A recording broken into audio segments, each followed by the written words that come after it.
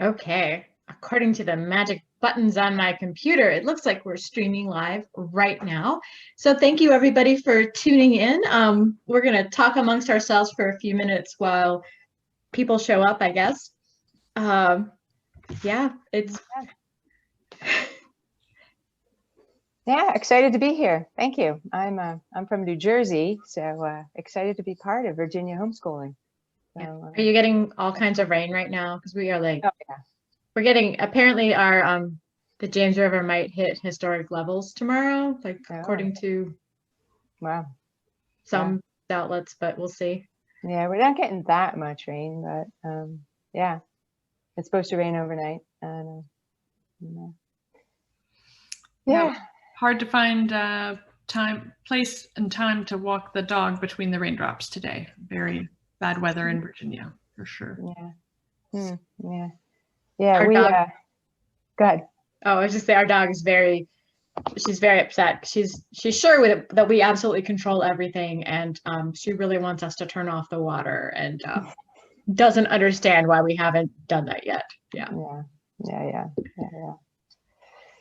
Yeah, yeah. I'm don't have a puppy right now. Don't have a dog right now, but I raise seeing eye puppies, and so I'll be puppy sitting for Violet tomorrow, who's a black lab, who is going to grow up and be a guide dog, and That's so awesome. she's going to be at Princeton Learning Cooperative with me, and the kids all get a chance to handle her, and help them understand what they need to do, and things.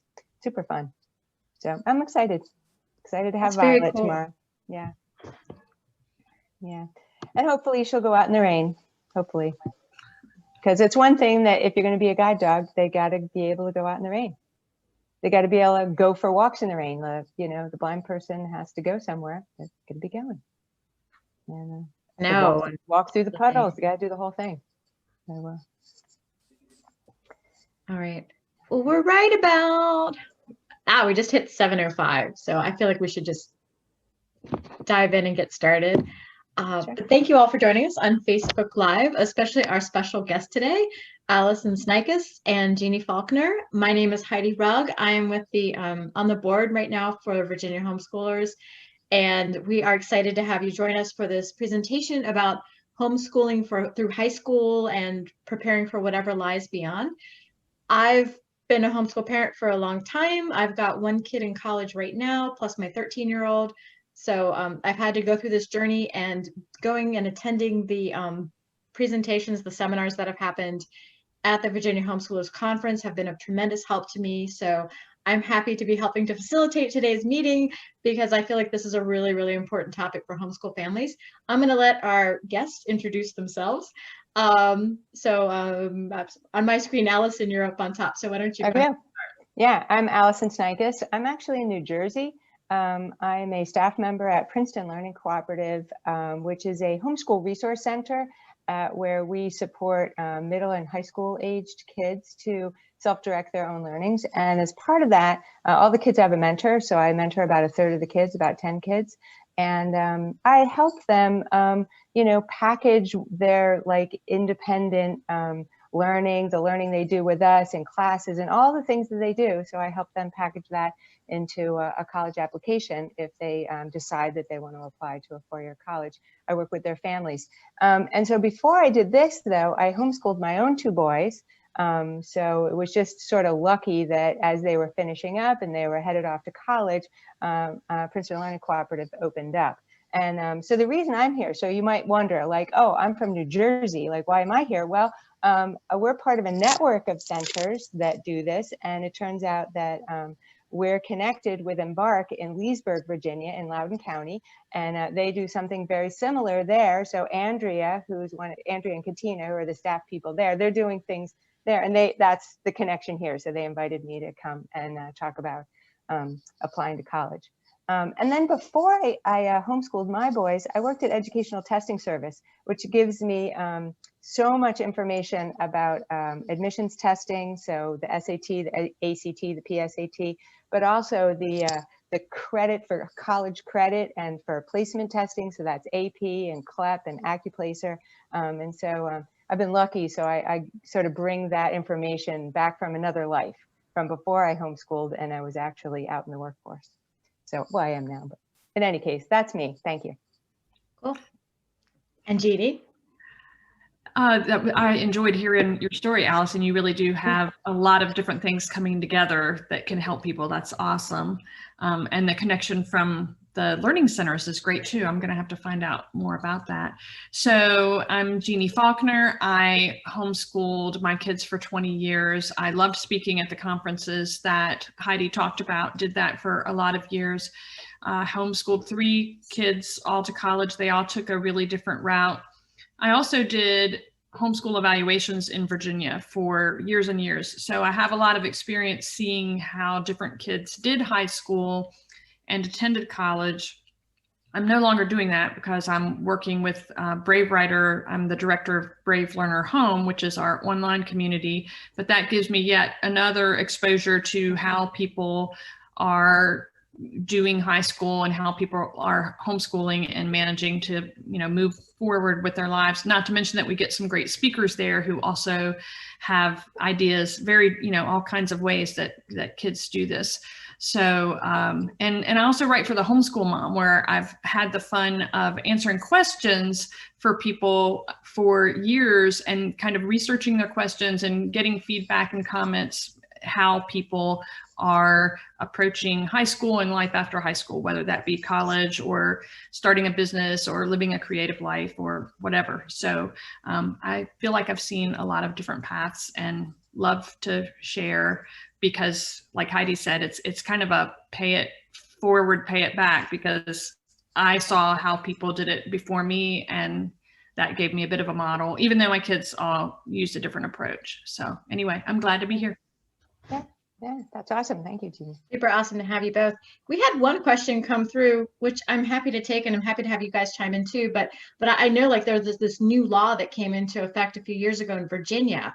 And because the question is about taking the PSATs and the SATs, and like, when does that happen and how do you find out, and all of those things. So, so like a few years ago, there was a law passed that basically stipulates that the school districts actually have to contact you. They're supposed to. Does that mean they do? No, they actually do a really, really poor job of some of the districts don't do a really good job of staying in touch. But if one of you wants to chime in on when they should take the test, I'll say it's really a good idea to, especially over the summer, to be in contact with what would be considered your home school and talk to one of the guidance counselors there about when testing happens, because that's typically where you'll do the testing is through that school. So, but do either one of you want to speak to like when, Sure. timing wise? Sure. I can totally talk about it. So the PSATs, I usually so for a young person that wants to do the admissions testing, and they don't all need to do it, right? So there's lots of colleges that don't require the admissions test. And now with COVID, boy, I really think going forward, things could well be very different because the testing has not been available since March very well at all. Many kids did not get the test done, and colleges are accommodating for that. In any case, if the testing continues, it's nice to have the experience of the PSATs either in your sophomore, what would be your sophomore, or your junior year, or both. A lot of times for homeschool kids, it's the first time they've been in a big room with the testing going on. And the PSATs are taken, and they're scheduled and taken through the school. So that's where you want to be in touch with your home district school. And if you have a law that says they have to allow homeschoolers to come in, we do not. So there's lots of schools that say, no, you can't test here. And so our families are also in touch with some of the private schools in the area, and often the private schools will allow a homeschooler to test with them. And so that works out well. So that's the PSATs, and they're relatively inexpensive. So it's really sort of a nice option to sort of have that experience. And then the SATs can be taken really at any point in your high school career. I know some kids who take the PSAT in the fall of their junior year, and they're going to take the SAT. They study for the PSAT, and they're going to take the SAT right after that because they were busy studying, and they feel like they've got everything in order. But you need to make sure that you have enough of the math content. So the math content covers up through Algebra 2. So you want to make sure that the young person is able to do their best. If they haven't had Algebra 2 yet, then you want to wait till later. And they can take the test, the SAT, they could take it all the way up to even after they apply, the scores come out pretty quickly and they can get them to the college pretty quickly. They could take it as many times as they want, but colleges do not recommend taking it more than really 2 or 3 times. Often the scores don't go up very much beyond that. And so they sort of asymptote out. And, Yeah. and the other point to talk about in SATs is they're taken at schools because those are the proctored centers, but you register for the SAT using the College Board website. So you don't go through the schools to do the registration. So PSAT through the school, you have to set that all up with the school. SAT, you register online, and but the testing centers are pretty much all schools. So so it feels similar in lots of ways. And isn't the PSAT when you're if I'm remembering this right, a junior, and when you're in 11th grade, that goes towards the National Merit? Right. So it's the National Merit Scholarship Qualifying Test, NMSQT.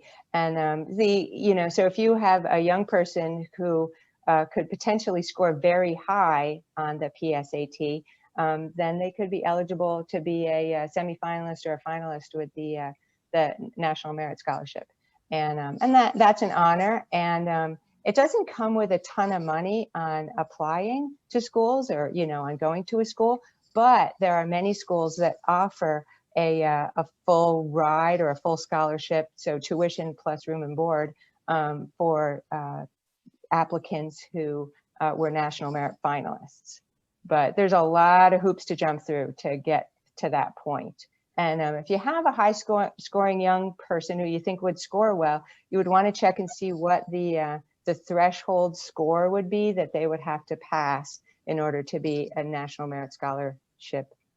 So I think it starts with semifinalist, and then you have to take the SAT, and then they pick out the finalists and go from there. Does that jive with what you think, Heidi? Yeah, that's what I recall too. My daughter ended up preferring the ACT test. She had played around with both of them. She really liked ACT, and she stuck with that one. She took it a couple times, but yeah. One of my kids took both of them, and he liked the ACT better as well. So the ACT, some people say the math's a little bit harder, but it has a science section that a lot of kids really enjoy because it's interpreting. It's it's not quizzing you on your science knowledge. It's looking at how well you could read about science and understand it or interpret graphs and things like that. Some kids really enjoy that. And I'll just make a, kind of go the whole other direction, which people who know me know that that's what I tend to do. My kids, all three, two have graduated from college and have been working for quite a few years. And one is in college now. They didn't take an ACT, an SAT, an AP, a CLEP.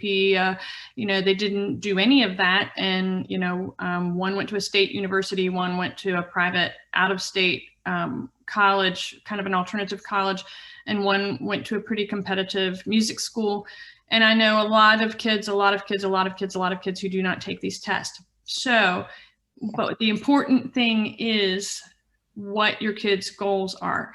My kids did not want to go to a senior college at 18. They just, that wasn't a goal of theirs. They didn't have the vision for it. They weren't really ready or interested. They kind of wanted to work and do community college part-time and that kind of thing. So I just want to say that because sometimes when we start hearing test talk, if we don't have kids who yet have a vision for where they want to go, it may feel really intimidating that they didn't do these tests along the way. Now I have one who actually may be changing majors and careers and is going to have to do some pretty serious tests, and actually also did all the test prep because he wanted to. He wanted to do the test prep. He just never took the test and didn't need to.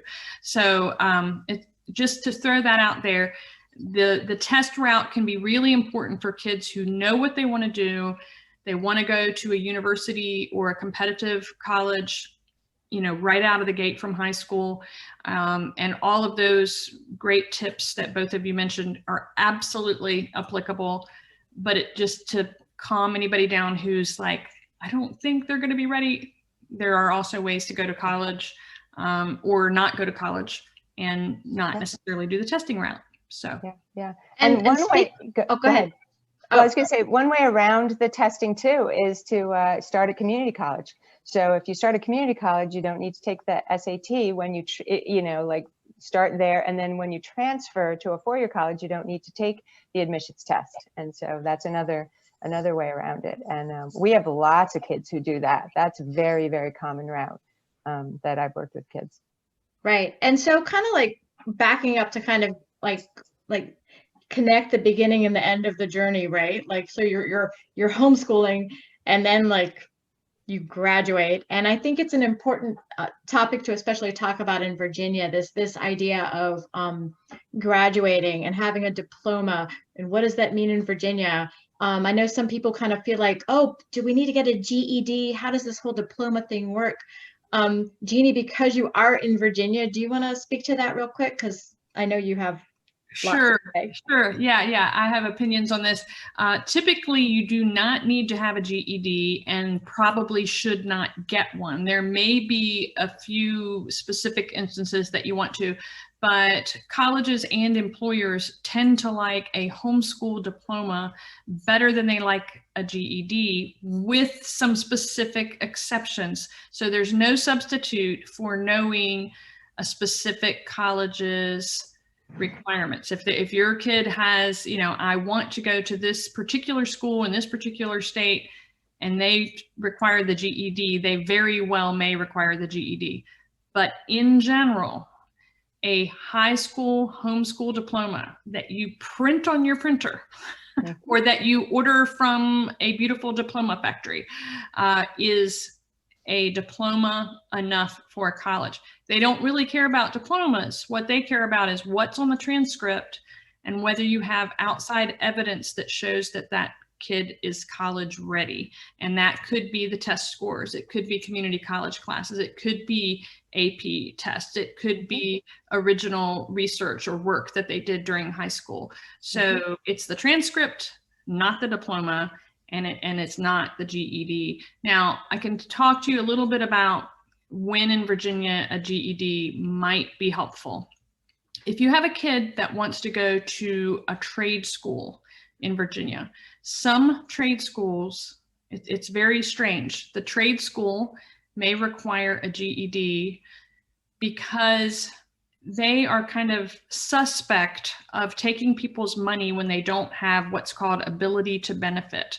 So they can look around and defend themselves and say, well, they had a GED, so our admitting them to our program should have been okay. They should have been able to move through that program because they had a GED. And some of them are pretty stickler. So these might be things like some massage therapy schools, some cosmetology schools, and there might be others. There have been cases where I know people have gotten around this. Sometimes it's as simple as going and getting some classes from community college or doing the trade through the community college if the community college in your area has that particular trade. But that is why I say, don't ever say never.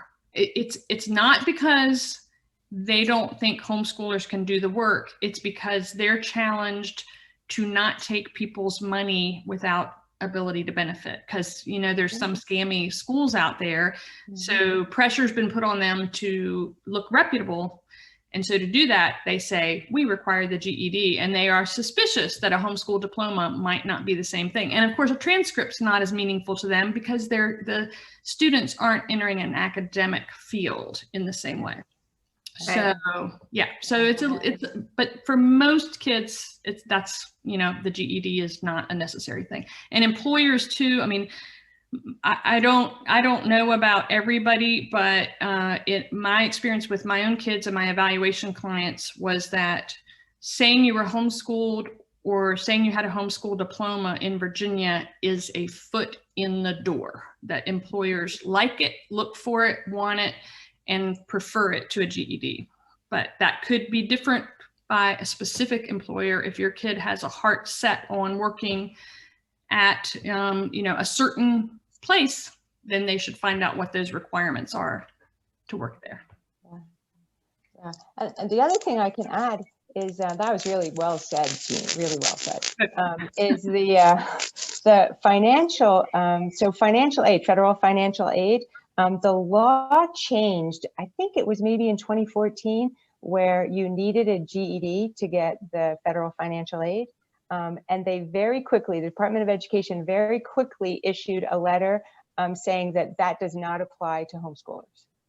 Right. And so if there's any, like, if they say, oh, no, you need a GED because of financial aid purposes, you know, you want to go like talking to one of the homes, you know, your homeschooling association and get that information. A lot of colleges don't know that. Right. So I was round and round with our community college and basically said, no, they don't need a GED for financial aid.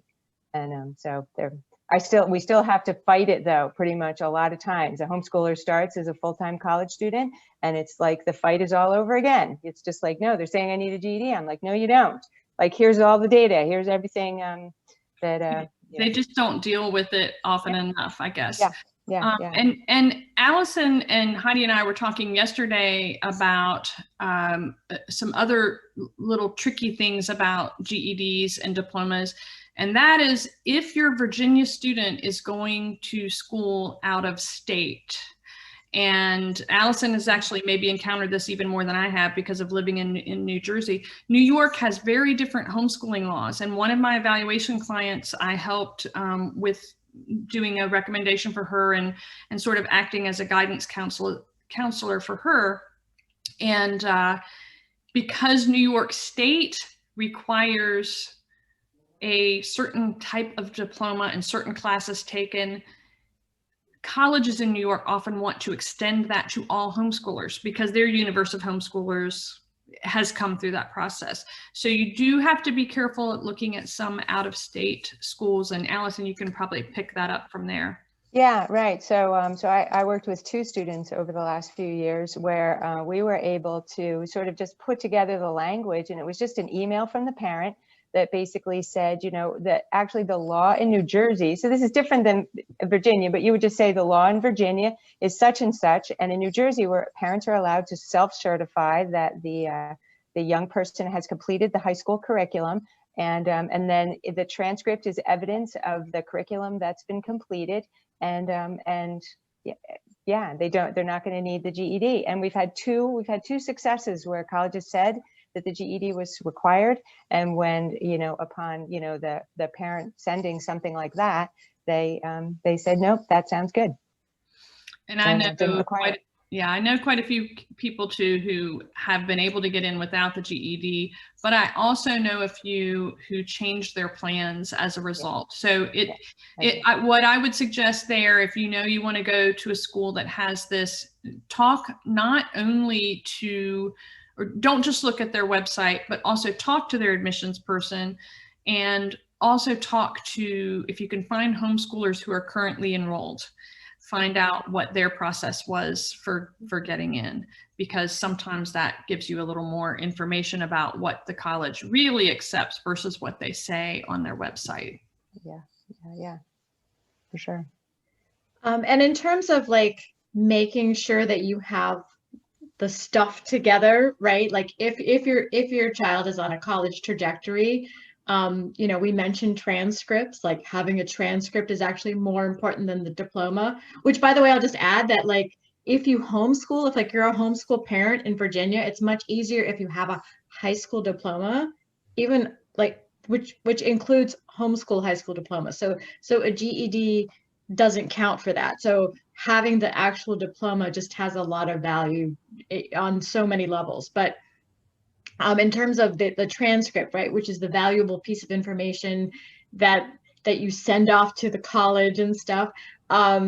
I know that for our experience, I actually discovered an app when my older daughter was in middle school. There's like a piece of software and it's all online. It's in a magic cloud, where you can keep track of all of everything your kid does and take notes on it and insert everything and put little asterisks if it's, you know, like this was done at through a community college, or this had another teacher. This is a class taught by mom. But you know, like you can detail it as much as you want. and then it'll do all the math for you, which is also good. The way the colleges want it and present everything and format it. But there are many different approaches to like getting the transcript together. And I'm just wondering if you would both want to speak to that, because I know, Jeannie, with what you do, having done like so many evaluations and guiding people through the process and acting as a guidance counselor. And then for Allison, right, you like do that all the time. So it's I think good to hear and puts people's mind at ease to kind of like hear from people about developing a transcript and that process. You want to go first, Jeannie? Why don't you go Well, first? sure. So I'll be a little Virginia centric here, and that'll leave you some nice space there. But one of the things I loved about doing evaluations in Virginia was that the way I conducted evaluations, and evaluators have wide latitude, so not everybody does them the same way, but the way I did it helped parents pull together the true evidence of what they'd done for the year to meet with me and show me, and for me to meet with the student and learn what they had done. And then I was able to take that and sort of write a letter that reflected learning in typically the content areas, but also sort of in an interdisciplinary way.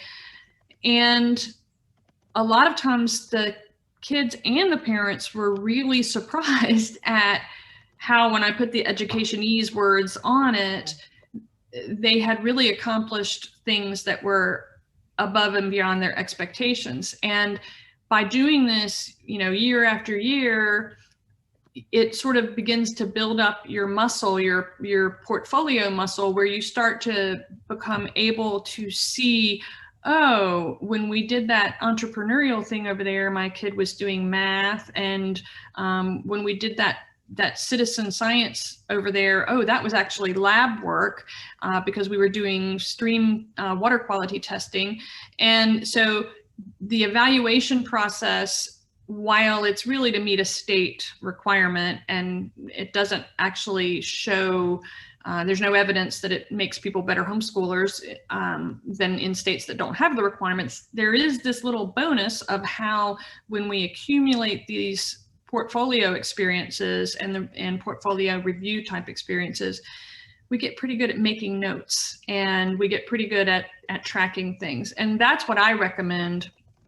You don't have to keep things when the kids are little. It's, starting around 6th grade, say, it's kind of a nice habit to start getting into really keeping details. And even if you choose testing as your way of doing evidence of progress in Virginia, you can still get your mind working in this other way and start making notes about things and experiences, and you will be surprised how things will come together. And sometimes you can issue credits for things that you didn't plan a course on. Famously, I've told the story in conferences. I had one evaluation client whose mom said to me that he hadn't done any science that year. He'd had a serious illness and their family had been in a bit of a crisis. But he had started watching documentaries, and I said, what about? And he said, foxes. Well, I happen to have seen the same fox documentaries. And so we started talking about fox species, and we started talking about habitat and ecology and where foxes were endangered. And his mom said, yeah, it's too bad he didn't do any science. And I said, he has a credit in vulpine biology.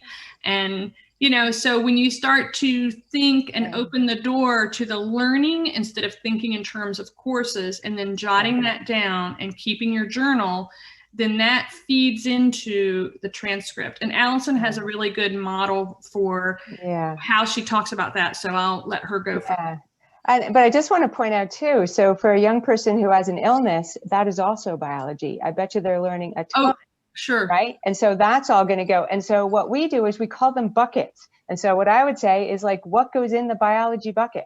Right. And so we just think about, and we start it pretty early, like as the young person is sort of finishing up in their middle school years and is saying, yeah, I want to start like my high school years next year, and so we just mark that change. It could be any time. It doesn't really have to be formal in that way, but a lot of times kids like to think that way. And we'll start to develop the buckets. And the buckets reflect what colleges want to see on a transcript, as well as what the young person does and where they go really deep, right? So colleges like to see 4 years of English. They just, 4 years of studied English. We tend to give 1 credit per year just as a way to sort of keep track of it, right? And then, so in their first high school year, we'll say, all right, so you're going to do English 1 or English 9, depending on how we label it. And we'll be like, well, what sort of Englishy type things do you want to do? Like, what's your plan for the year? Like, do you like reading? Do you like writing? Do you want to study grammar? Do you want to go to like shows, or do you want to watch things? Like, do you want to like study poetry? Like, get into poetry slams? It could be really anything that's Englishy. It could be presentations. It could be that they're doing presentations in other classes, like history classes and other things, and they sort of put those into their English. And so then we just, across the year, we meet once a week. And when I homeschooled my kids, I did basically the same method. We would meet once a week, and we'd keep track of what had occurred that week, whether it was something that we planned or didn't plan, and we'd put it into the bucket that it goes in. And of course, there's the miscellaneous bucket at the bottom. And if it accumulates too many things that go together, it gets taken out and made into a bucket. So down in the miscellaneous, you might have, started a fantasy stock market, had a chance to go to the New York Stock Exchange, one day, or, met with somebody from Bloomberg, and it's just like, holy mackerel, you've got like 6 things down here. Perhaps you need some sort of economics class, and we'll think of some title that could go with that, and we push that into an actual bucket and see what else accumulated there. And then if it feels, so how to decide, right? How much is one year's worth of study? What matches up? What matches up with biology to a high school biology? It's really hard to say, because they're not doing necessarily what kids do in a high school biology class. And we have to do that based on feel and sort of like the things that occur. I don't do it based on time, because some kids will be like, I'm just going to read the biology textbook, and they're done in a month.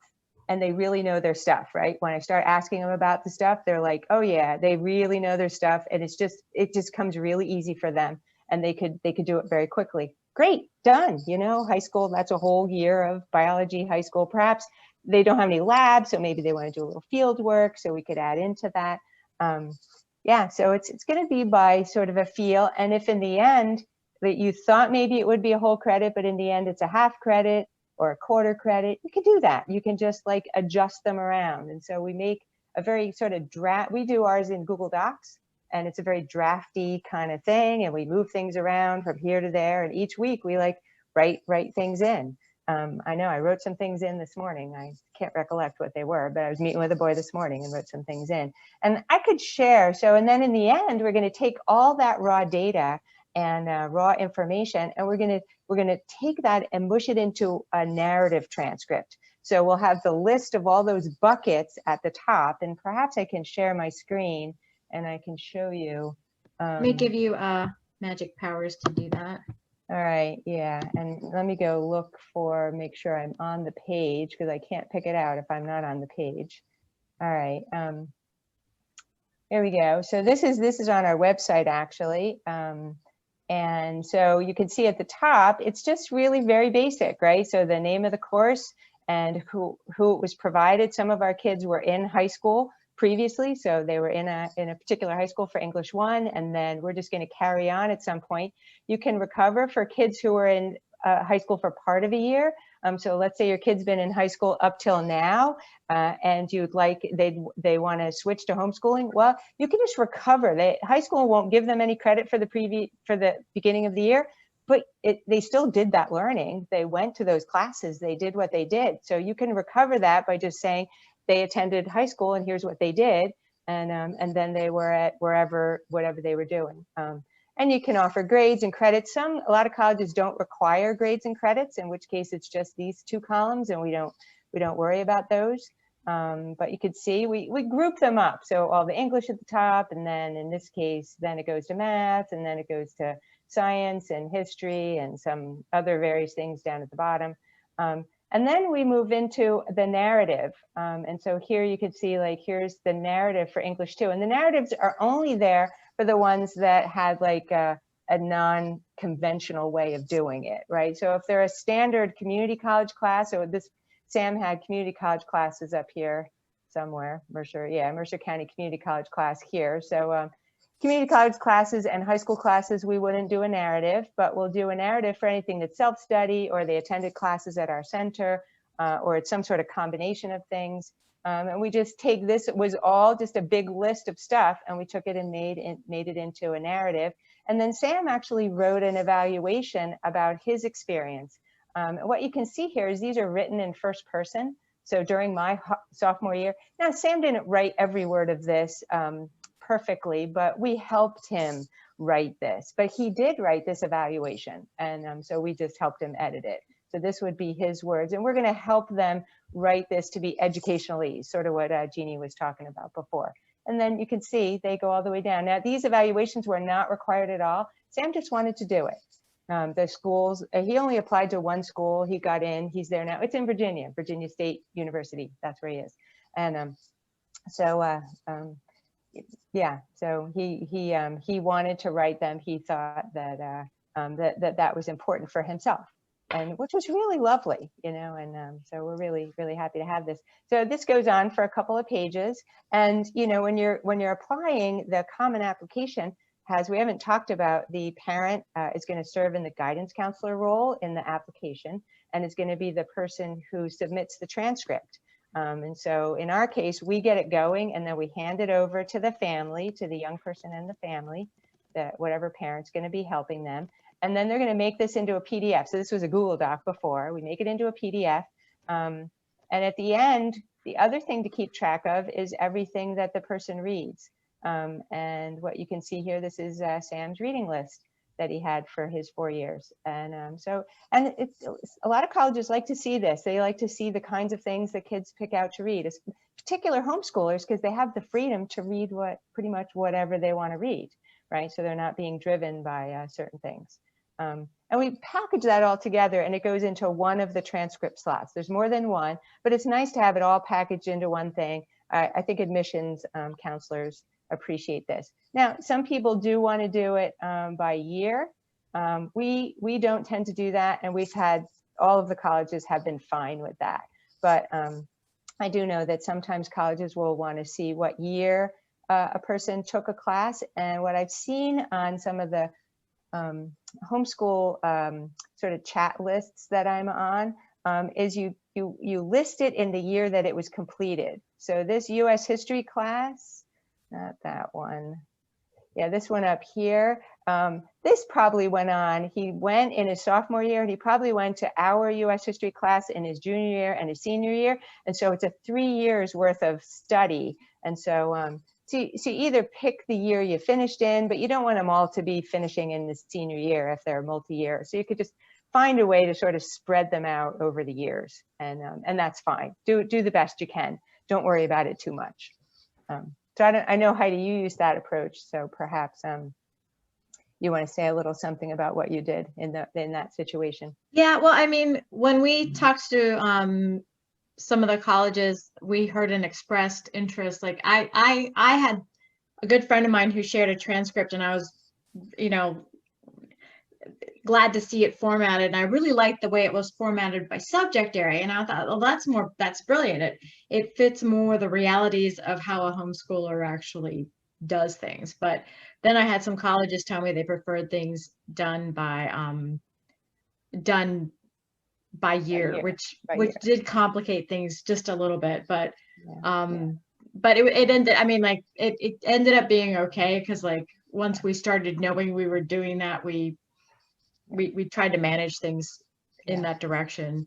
It did mean that during her freshman year, it's the only year she has a science class that's kind of like, we had one question up here that was about like, you know, do they have to take like those classes, you know, the biology and the physics and the whatever classes. And I will say that she did do that, but she did them through a community college. But for her freshman year, we had a class, and we had sort of like filled up a partial bucket of earth science and a partial bucket of life science. And then it was spread out all over the place. And so I was like, we did a survey of science class, and that is what I put on her transcript. Yeah, and it was fine. Right, exactly. So change it to be what, you know, what feels like accomplished, right? Yeah. So find, I mean, because that wording reflected our reality of Yeah. what happened. I mean, and it's totally fine. And to answer the question about like what's required, the colleges, there's a ton of wiggle room. So my older son, his college said 2 years of Spanish. He barely squeaked one out, right? And it was very clear on his transcript. He worked through a workbook, a Spanish workbook. That's pretty much all Spanish 1 was, working through this workbook. And so it was very clear on there. It's not like we're trying to hide anything. And they were fine with it. It was an engineering school. And they were like, yeah, but his engineering was super deep. He did robotics clubs and all kinds of things. He had all kinds of programming, all kinds of things. And so that's the benefit of homeschooling, is that flexibility and freedom to sort of just go really deep in the things that you enjoy. And you could slough off those other things a little bit and don't worry about it, right? And if a school doesn't want you because you don't have 2 years of Spanish or a foreign language, perhaps that's just fine, right? Perhaps you don't really want to go there. Like, perhaps you'd be better served somewhere else, and let it go. And related to that also, it sometimes can work out that you can, if you change your mind and you really want to go to that school and you don't have Spanish, you just go take the Spanish and then go to the school, you know. So some of these things that we panic about because they're not getting it, you know, precisely when they're 14.5 years old, actually aren't, they actually don't matter to that extent. So I think that's important to say. I see somebody also asked a question, since we just went over this, about whether colleges all want narratives with their transcript. That was something we also talked about last night when we did our little warm up. And I didn't use those for my kids. We didn't provide any class descriptions at all. And a lot of the people I know don't provide them. And I think, again, it depends on the college that you're going to. In my case, 2 of my kids leaned heavily on their community college experience, which just meant we did not need as much documentation about the homeschooling. One of them had an associate's degree and one of them had what we'll call some classes, significant enough amount that they weren't too worried about the homeschooling. And then the third one had a very competitive portfolio for music, and they weren't too worried about any of the course descriptions about anything else. So I think it depends on where you want to go. And the phrase I use is that a lot of parents acting as guidance counselors have those descriptions in their back pocket. So for some places, you might not turn them in, but if they start asking questions because they're interested in your kid, or you can tell that from, you know, your kid can tell that from an interview or just in passing, then you can include it. But it depends on what your other evidence is to show that the student is college ready. Yeah. And do you want to speak some more to that sort of whole evidence factor? Because I felt that was, I mean, I know from our personal experience, the fact that our daughter had done all of her science classes in starting in her middle of her sophomore year, so second semester, science and math, she did exclusively through community college. And like that, I think made everything else, it somehow, it like validated everything that I did with her. If I gave her a grade, it was like that grade was real because she got grades from other people that were, you know, that were on that same level. So yeah. And the whole associate's degree, because you have a kid that did that too. Yeah. Go ahead, So Jeannie. is that directed to me? Yeah, Jeannie, I'm sorry. Yeah. I'm pointing at you. Sure. Like, there you are. No, and I can't tell who's on camera. Like, I can only see when you and Allison are on and not me. So I get a little confused about who's talking and who's pointing at whom. Well, so having an associate's degree from a community college is not a guarantee to the most selective colleges, but it can be a really good way in for moderately selective colleges or students who are really strong in other ways. An associate's degree just sort of, they get judged on the merits of having demonstrated that they were a college student for 2 years or however long it took them to get that associate's degree. So we did find that sort of wiped away a multitude of looks at the homeschool transcript. But for my other son, definitely some classes was enough to do that. You know, you're right. When you give, like my kids got a lot of A's on their homeschool transcripts, and you sort of are thinking, you know, should they have all these A's? And then they go to community college and get A's. It sort of reflects back on your A's to say, yes, we were not making this up. You know, they even though we were being maybe really very non-traditional, but they went and got an A in freshman comp. So the stuff we did at home to learn to write must have been working. So there's that. And same thing in the case of somebody who's doing art or dance or music, even some kinds of science and some kinds of writing.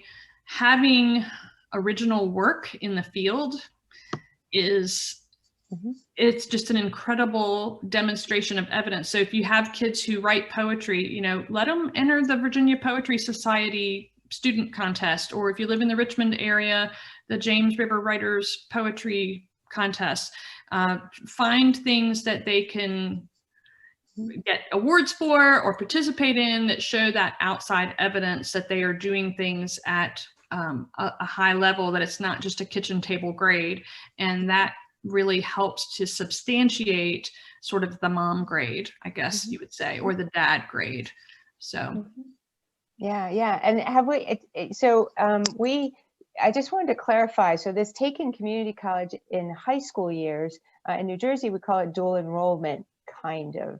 Consistently, not completely. Is that what you guys call it in we call it Virginia? Concurrent enrollment here. Okay. There's dual enrollment, which is like if you're in an actual high school taking them. But if you're homeschooling, it's concurrent. It's ours is exactly opposite, right? So if it's in your school, it's concurrent. It's exactly opposite. So these terms are not consistently used. Anyway, so this is available to every young person. So a lot of times the community colleges have a lower limit, age limit.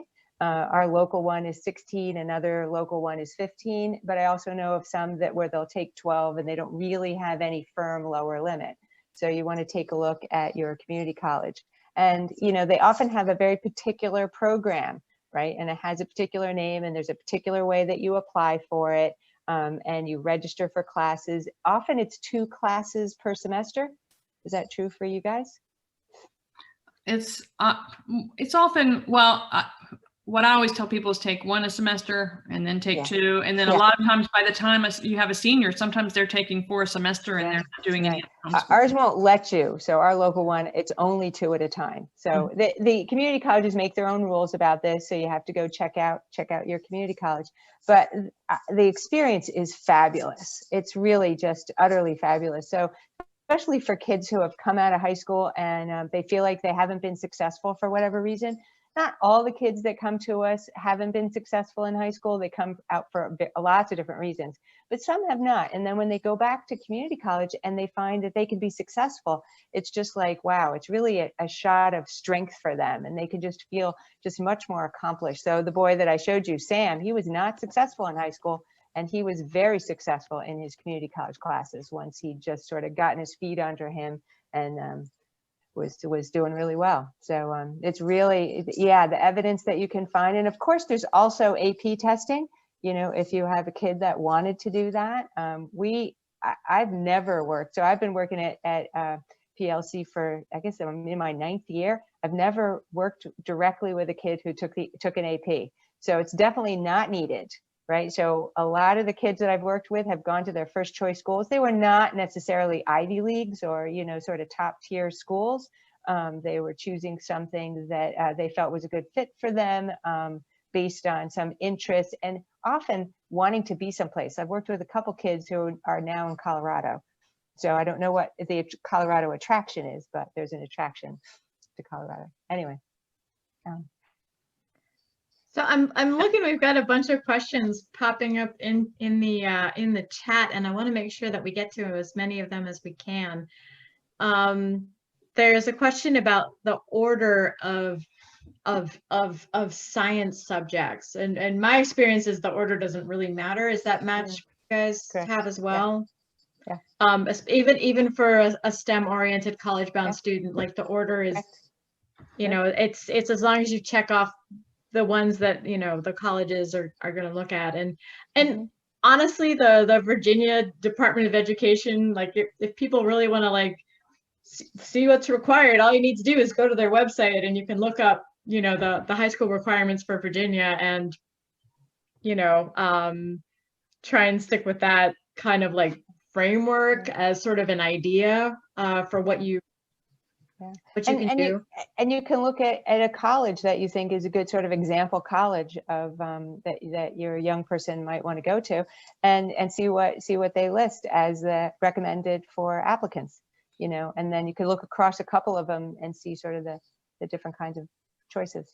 Right. Yeah, I really like the idea of looking at the colleges instead of looking, although VDOE, I know people, actually a really close friend of mine that I work with who also homeschooled, it was really helpful to her kid to see what was on VDOE because he wanted to understand what the expectations were and have that parallel. But for parents, in general, I'd rather have them look at college. If their kid is college bound, I'd rather have them look at college websites, because sometimes they can be a little bit different. And if their kid is not college bound, I don't want them getting hung up on having to do the same thing as DOE says in Virginia. If their kid is not going to college, they do not have to do those same classes to qualify for a diploma. So it can kind of, you know, but it kind of depends on, you know, your angle and why you're looking at it. The other thing I would say, if you were going into a STEM field, I still agree you don't have to do them in any certain order, and you would want to do like what Allison's son did, all the robotics and extra, you know, juicy, good stuff. But for things like, say, chemistry, if you're going in a STEM field, if you're doing the kind of chemistry that takes the math, then you really need to have done the math either concurrently with that chemistry class or before it, so that your kid will actually succeed in the chemistry math. Now, some of my kids did chemistry that was an experiential chemistry. They weren't doing, well, I had one STEM guy, and well, I don't know what I have because they keep changing, but chemistry doesn't necessarily have to be like that. So I'm not saying it does, but I'm just saying if you are sort of using that textbook approach of what a high school chemistry class would be like, you would want the math to fit.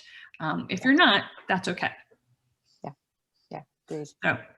So yeah, and there are some questions also about special hoops that many colleges like to see SAT subject area test to substantiate knowledge, or other things. Like I know that Allison has experienced that going into New York schools, like they're the ones that are like, you should really have a GED, but there's workarounds, like, and that's important to know. There's usually workarounds, but like, I know that like U of R, like there is no workaround for the fact that they want to see multiple SAT to subject area tests. And APs won't do, right? So you could have an AP Chemistry 5, and if you don't have the SAT for chemistry, but if you don't have the SAT 2 in chemistry, it's a no-go. Right, that you have to have it or whatever, you know. It doesn't have to be specific. There's not always specific tests like that, but you know, like they wouldn't let that fulfill that requirement. Yeah, we found with some of the schools we really looked at the most. They actually will have a guidance counselor in the college who is specific for homeschool students, and that's always a good sign, right? It means because they kind of like they know how it all operates. So it was really neat when we discovered that, and then we knew that like that was a question we needed to ask when we called and when we set up appointments, like, can we get in touch with your homeschool person? Like it's really, really helpful. And also in terms of like to grade or not to grade, I'd love to hear you both speak on that, because so we don't grade on the way going through the educational process, it's about learning. It's not about grading, right? So we don't grade, but if the college needs a grade, we grade. What I do is I sit with the young person and we think holistically about the various courses, and we look back at the notes, the notes that they've taken and the raw data that's in that bucket, and here's all the things that you did, and how do you feel about that in terms of like how well you how much time and effort you put into it, and how well you learned the things that are sort of listed out here, and we want it to fit as a piece. What you don't want to do is to put pass fail. Right. So if a college says they want to grade, you do not want to put pass fail, because my understanding, this is from reading that group again, is that a pass is then converted to a C. And that can often put a young person sort of out of contention for maybe a merit scholarship or something like that. So that's at least, I don't know, Jeannie, I don't know. You have anything to add to that? I mean, that's pretty much the same thing that I always did. Some kids also have classes from co-ops, and so they may get, they may have like a syllabus that actually has grading requirements. And then and I've known parents to go completely, if the teacher from the co-op gave a B for chemistry, then they get a B in chemistry. I've known other parents to say, okay, you were going to get a C in chemistry. Now I want you to come home and you're going to learn all the things to move from a C to an A. And the kid wants to, and they end up, if they learn all the material. We definitely had a mastery point of view in our homeschooling. So it was sort of, I mean, it sounds misleading, but it was sort of, you get an A or you don't get a credit, more or less, because that's just kind of how we did. But I did have some exceptions to that. So I don't want to say that across the board, but in general, they learned until they could master the material. And then, like I said, when they go to community college or go to college, one of my kids graduated summa cum laude. He obviously, the grades that I gave him at home were the same grades. So yeah. But but if your young person isn't interested in doing it, so like sometimes I've worked with kids who are so focused in their area, they just can't possibly do the other things well enough. The colleges want to see 4 years of English, and they're just not going to do like an A level in English, because I worked with a kid last year who was a math kid. And man, he spent like enormous amounts of time. He was working with university professors from Princeton University. He was going to auditing classes, and he was doing an enormous amount of math. And that's why he left school. It's because he wanted to do more math. He didn't want to do so much English, right? And so he just did enough English, and and that was fine. And he's in college now studying math, and it didn't hurt him at all. And so we just, and the thing about homeschooling is it allows you to do that, right? So he had to leave school so he could do that, right? So it allows you to just sort of skim over a course that maybe you would have to like do all of this homework and all these things. You could skim over it so that you could have it on your transcript, and you could say, all right, I have a B, because, like I didn't put the time and effort into that I did in these other areas, right? And that's okay. Colleges get that. You have the opportunity to try things that never end up on your transcript. And so you were talking about that, Jeannie, I think, so we have kids try, like, here's a good example. They tried Japanese. They're like, oh, my foreign language, I want Japanese.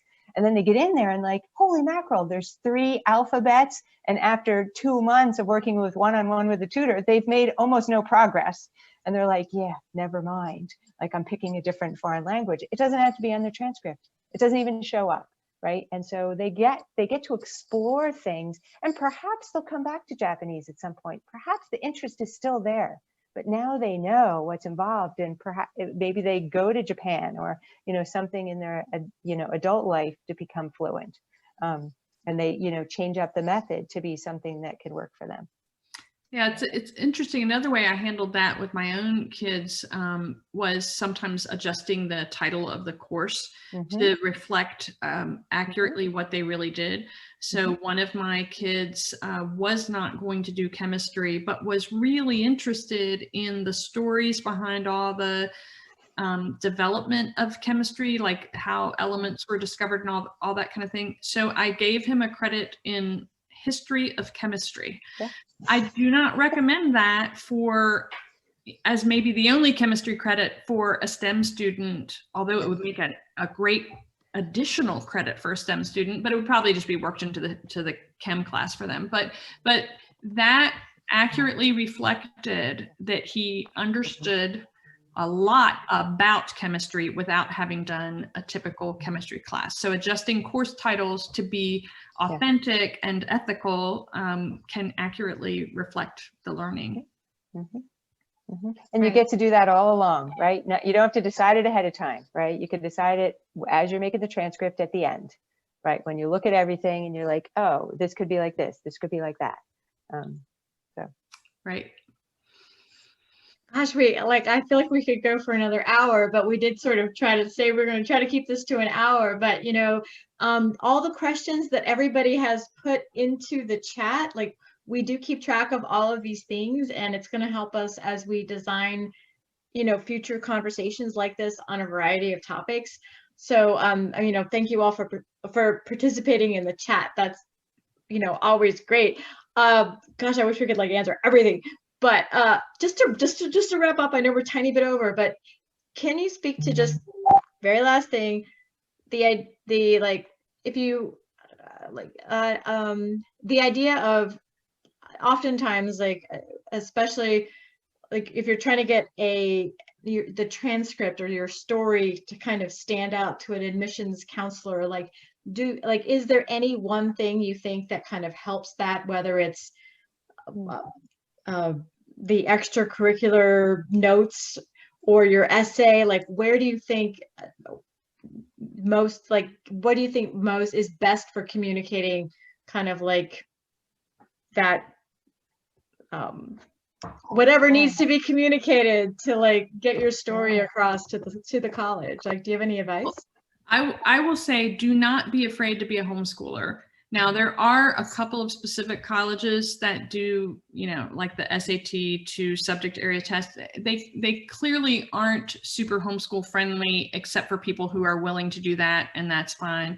But for most colleges, fly your homeschool flag, be different, take things that are different, show that you've had deep dives, both in what you've studied or in your extracurriculars. Do not shy away from it. Do not try to look like a public school student. Being a homeschooler is part of creating a diverse student body for the college, and do not be afraid to look different and stand out as a home educated student. Yeah, I totally agree. Yeah, do what you love 200%, and then find all the little boxes in the application where you could talk about your deep interests in what it is that you love to do. In your essay, in your in your extra, there's these little extra fields that you can type things in. Don't leave any of the boxes blank. Type something everywhere that reflects who you are, why you chose this. Help the college admissions person who's reading it say, yeah, you chose to be a homeschooler, and this is what you got out of it. I totally agree. Yeah, no need to hide it. My first son, actually, I didn't understand that. And I was with Clonlara and because I thought he would need an actual high school diploma and an actual high school transcript. And I didn't understand that. And I believe that in the end, the college that he went to, we didn't actually submit the Clonlara stuff. I made something else and submitted it because I wasn't exactly happy with how they had organized and reflected his deep dive into the engineering stuff. And he's a successful electrical engineer today. So, yeah. Yeah.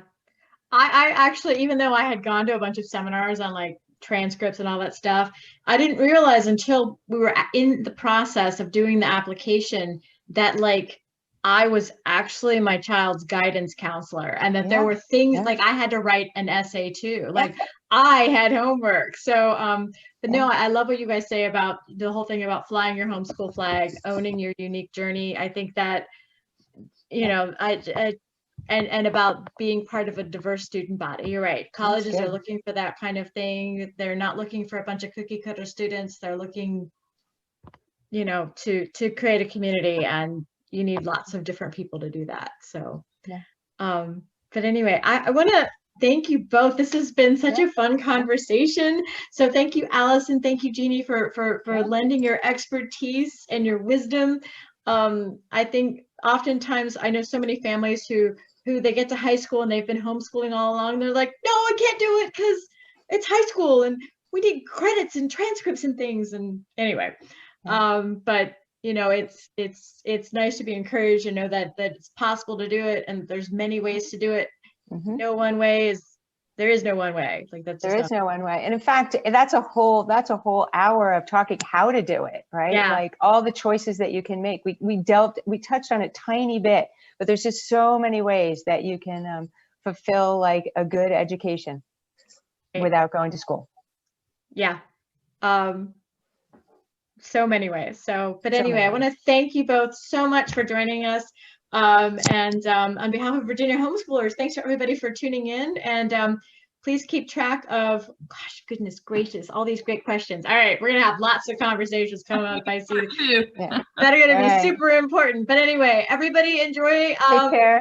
Bye-bye. Enjoy your week, and stay tuned for, you know, our next conversation. Thank you so much. All right. Bye-bye.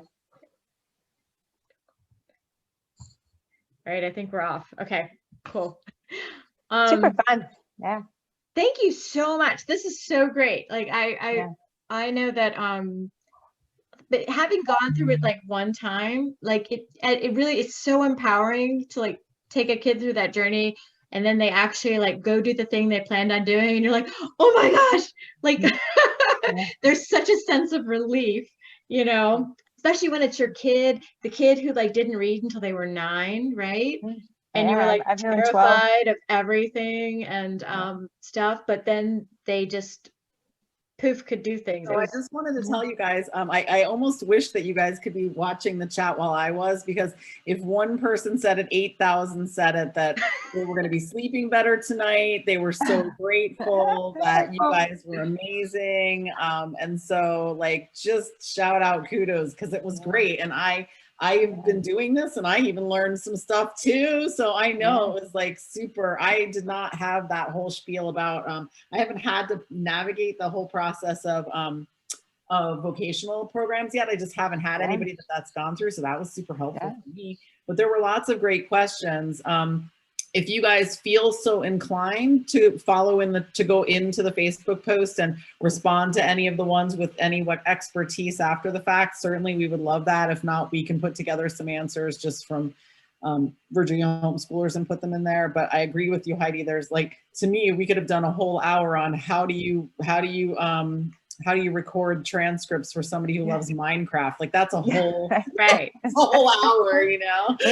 Right. And just a whole more focused conversation specifically on like transcripts and the idea of buckets and the processes you can take. And like, yes, you can do the community college thing. You can like do independent learning through another online thing. You can sort of like create buckets and take really good notes and figure out what you've done after the fact. And that's one of the things that I was thinking, like that could expand into a whole thing. Cause I know there are so many people that have younger kids that are just now trying to figure out how they're going to do that record keeping. So I was so glad you guys were able to talk about that as well. And I thought that was brilliant. So yeah, I was trying to look back to see, were there any major questions that we missed? I saw one on kids with disabilities. Yes, it would have been nice if we could have touched on that. But I'm not an expert on that, but I know some things to tell people to start doing. But because I think you can ask for accommodations, but there's a whole special process for doing. Well, you want to have a history kind of built up Yes. of accommodations. So, Right. or that's We have a dear friend who works at the ARC, and this is part of what she does in the Ally Advocacy Center. So I could have her even put together a few notes, and I can kind of link those in that chat. But you're right. I mean, there are a lot of steps, I think, to take. Maybe even having a special ed advocate do a workshop. I think that would be great. Yeah. I know some people who teach special ed, but I don't think they actually know anything about homeschool. Do you guys have any feedback for how this process was for you, so that we can kind of perfect this whole webinar thing? Yes, this is number 2, so we're only number 2. Yeah. doing great. It was great. Yeah. I'm so happy to meet Allison, and I'm still, is it Andrea? Is that right? Okay, so I want to make sure that I'm saying it right. Yeah, I'm just so happy to meet you all. It was great for me. I'm wondering, when you're talking about where, like, if we wanted to go answer questions, where is this on the page or in the group, or I don't know where to find it? If you actually, I'll send